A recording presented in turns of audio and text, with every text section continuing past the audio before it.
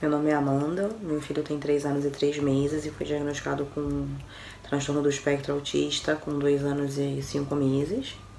Eu já percebi algumas características autísticas nele, falando por assim dizer, e só que eu não tinha coragem de falar. Sou a Thalita, sou a mãe do Davi, é um garotinho incrível. É meu filho, sou suspeita pra falar, mas ele é incrível. Uma criança extremamente carinhosa, extremamente colaborativa, comunicativa. Ele é uma criança alegre, sorridente. Ele cativa todo mundo ao redor dele. Por onde ele vai, ele faz amizades. E ele é autista. E a gente tá aqui pra falar disso. E quando eu comecei a perceber, comecei a perguntar para alguns amigos e todo mundo falava que era neurose de mãe médica, que eu tava neurótica. Conversei com o pediatra dele falou pra mim que cada criança tem seu tempo. E conversei com meu marido e ele falou, como o pediatra falou isso, que era pra nós acatarmos e esperarmos mais um pouco. Aí em abril de 2019 eu fui a uma palestra, um congresso. Tinha 3 palestras sobre neurodesenvolvimento e uma delas falava especificamente sobre o transtorno do espectro autista. E eu vi tudo o que o meu filho tinha naquela palestra. Chorei muito quando eu saí de lá, cheguei em casa e falei com meu marido, a gente tem que aceitar que o nosso filho tem autismo. Então, dali eu já tinha pego o contato de uma das neuropediatras que participou daquele congresso e eu levei meu filho a uma consulta. Ela ficou 2 horas com a gente. Eu já tinha feito fotos e vídeos de tudo que ele fazia, tudo que ele apresentava. E ela falou pra mim que não tinha dúvida de que ele estava dentro do espectro autista. Partimos da avaliação da psicóloga da escola. Ela, depois de um mês mais ou menos que o Davi estava na escola, ela me chamou para conversar.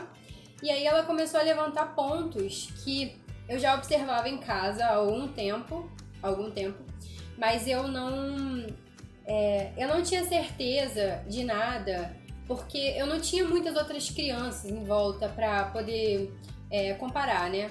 Mas ela salientou coisas como o fato dele, na época, não atender quando a gente chamava pelo nome. Ele não se interessava por crianças da mesma idade dele.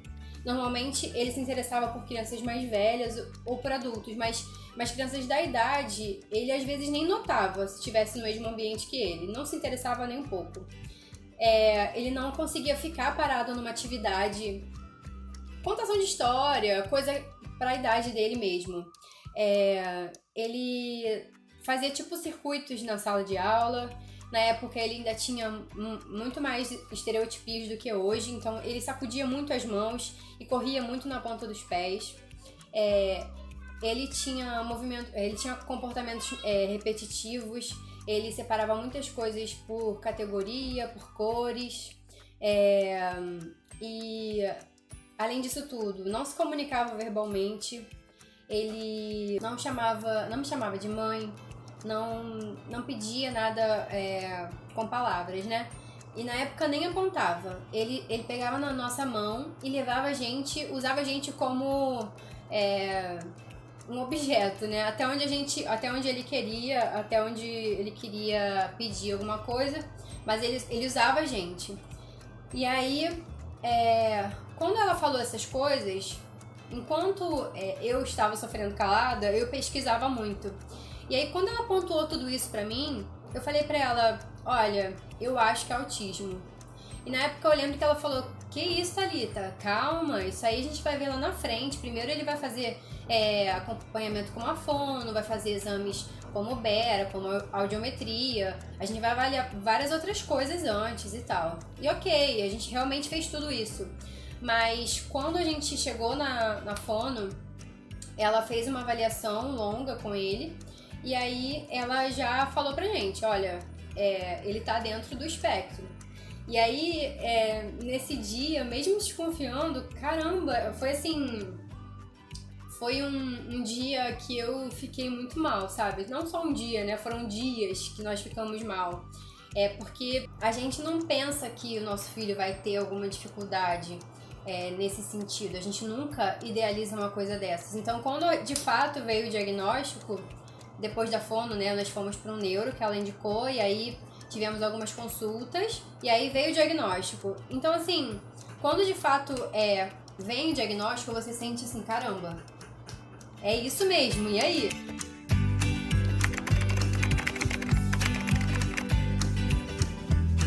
Eu acho que hoje em dia a gente lutou muito, vem lutando ainda, para que o autismo seja diagnosticado o mais cedo possível, para que essas crianças possam receber tratamento, receber terapia e estímulos específicos para recuperar os atrasos de desenvolvimento o mais cedo possível. Então, a importância do diagnóstico precoce, do início da intervenção terapêutica precoce, está numa coisa chamada neuroplasticidade. Neuroplasticidade é a capacidade que os neurônios têm de se reconectar, de se reconstruir, e quanto mais jovem esse cérebro quanto mais novas são as crianças, maior é a capacidade do cérebro de neuroplasticidade, desses neurônios conseguirem refazer essas sinapses que foram perdidas, no caso de habilidades que foram perdidas, ou de aquisição dessas habilidades, do cérebro se transformar para conseguir adquirir essas habilidades. Conforme o tempo vai passando, vai reduzindo, as crianças vão crescendo e essa capacidade do cérebro de se transformar vai reduzindo. Ela não acaba, mas quanto mais velhas as crianças vão, né, ficando, menos plástico é esse cérebro. Então, vai ficando cada vez mais difícil e demorado obter os resultados advindos da terapia. Então, quando essas crianças são muito pequenas, é muito importante que elas recebam o máximo de intervenção possível, de intervenção multidisciplinar, com terapia comportamental, fono, TO, integração sensorial, fisioterapia para algumas crianças que precisam de psicomotricidade, musicoterapia, enfim, diversos estímulos que o quanto antes forem fornecidos a essas crianças vão fazer muita diferença no desenvolvimento dessas crianças. Então, por favor, não esperem para procurar um diagnóstico. Não caiam nessa história de que cada criança tem o seu tempo, de que o vizinho da fulana falou quando tinha 5 anos de idade, de que fulaninho também não gostava de socializar, mas não era nada.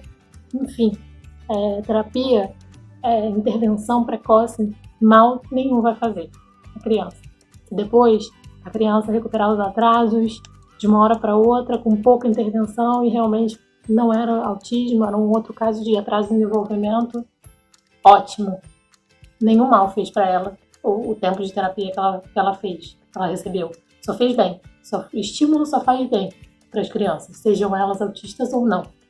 Então, se você tem alguma dúvida, se o seu filho tem atrasos, se esses atrasos são notórios, se o pediatra já apontou, se você é mãe, tem outros filhos e sabe que os outros filhos falaram antes, andaram antes, desenvolveram a coordenação motora antes, se seu filho tem problemas sensoriais em excesso, tem seletividade alimentar e ele tem 1 ano de idade, corra e procure um neuropediatra, um psiquiatra da infância e adolescência, um pediatra especialista em desenvolvimento infantil, e procurem, não é um diagnóstico, procurem explicações para esses atrasos, né? Porque existem marcos. Essa história de que cada criança tem o seu tempo não é totalmente verdadeira. Existem marcos científicos do desenvolvimento infantil, e a criança que não atinge determinados marcos tem atrasos de desenvolvimento. E, independentemente de um diagnóstico, atrasos de desenvolvimento precisam ser tratados o quanto antes. E isso é intervenção precoce. Se eu não tivesse tido coragem, há 9 meses, 10 meses atrás mais ou menos, de levar o meu filho naquela neuropediatra, hoje meu filho ainda estaria com muita dificuldade, mais do que ele tem hoje, e estaria sem diagnóstico. Com certeza ele não teria evoluído tanto quanto ele evoluiu com as terapias. Seu filho precisa de uma intervenção precoce, porque é isso que vai trazer resultados para ele, significativos. Isso é muito importante.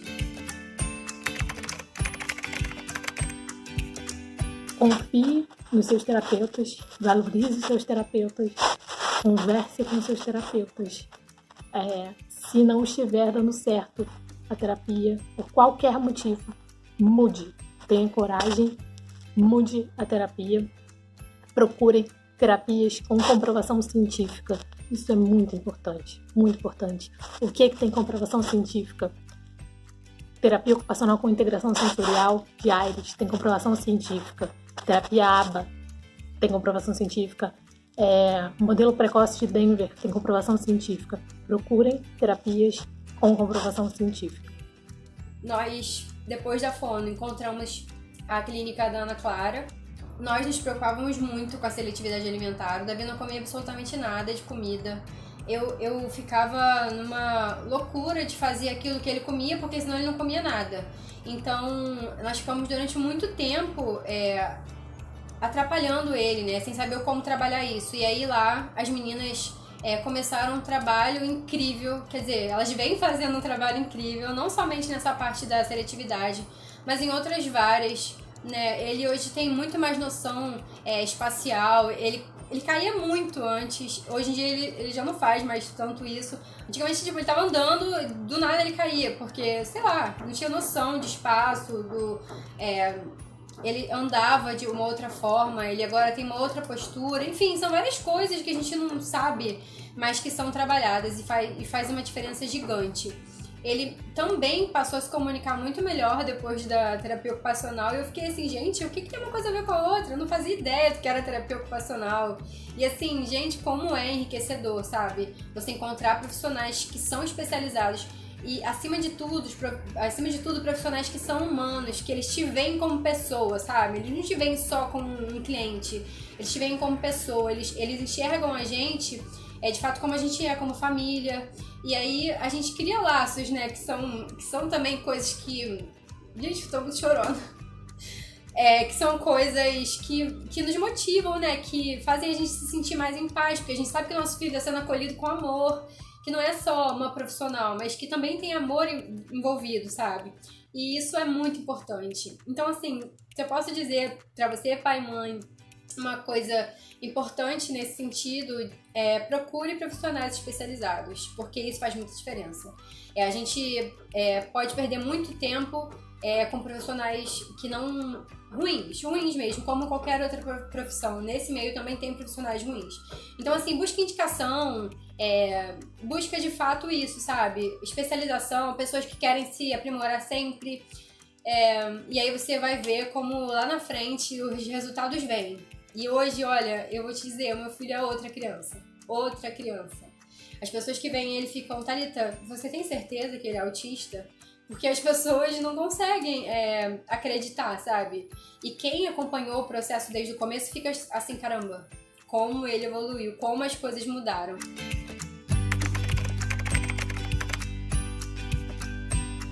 Se você tem dúvida que seu filho tem alguma coisa, se você tem algum transtorno, se você tem dúvida de algum tipo de comportamento diferente, não tenha medo.